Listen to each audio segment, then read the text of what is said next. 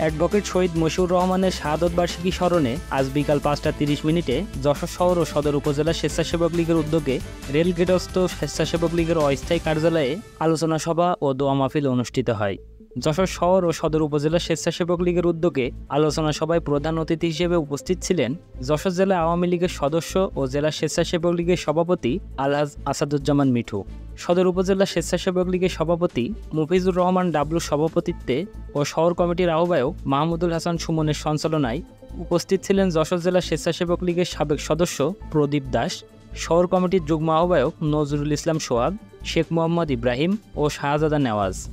এছাড়াও আরও উপস্থিত ছিলেন স্বেচ্ছাসেবক লীগ নেতা ইমন তরফদার, ইশতিয়াক আহমেদ সহ বিভিন্ন ওয়ার্ড স্বেচ্ছাসেবক লীগের আহ্বায়ক ও আওয়ামী অঙ্গ সংগঠনের নেতাকর্মীরা। আপনাদের প্রত্যেককে আমরা শুভেচ্ছা জানাচ্ছি। একই সাথে আমাদের প্রিয় নেতা, বাংলার একজন কৃতি সন্তান, যশোরের কৃতি সন্তান শহীদ মশিউর রহমানের আত্মার প্রতি শ্রদ্ধা জানিয়ে আমি আমার বক্তব্য শেষ করছি।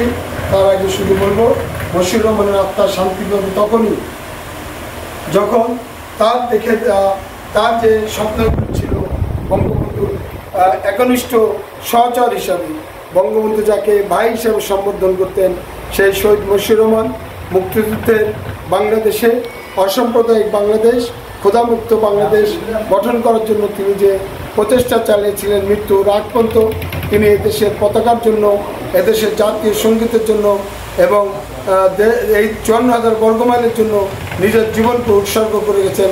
আসুন আজকের আমরা এই দিনে এই মহান নেতার প্রতি আমরা শ্রদ্ধা জানিয়ে আমাদের প্রিয় নেত্রী, জাতির জনক, বঙ্গবন্ধু কন্যা মাননীয় প্রধানমন্ত্রী শেখ হাসিনার নেতৃত্বে স্বপ্নের সোনার বাংলা প্রতিষ্ঠা করি এবং স্মার্ট বাংলাদেশ গঠনের জন্য সকল স্তরের নেতাকর্মীরা আমরা একযোগে কাজ করে যাই।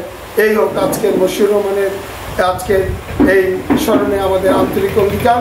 আপনাদের আরেকবার ধন্যবাদ জানিয়ে আমি শেষ করছি। আল্লাহ হাফেজ। জয় বাংলা, জয় বঙ্গবন্ধু।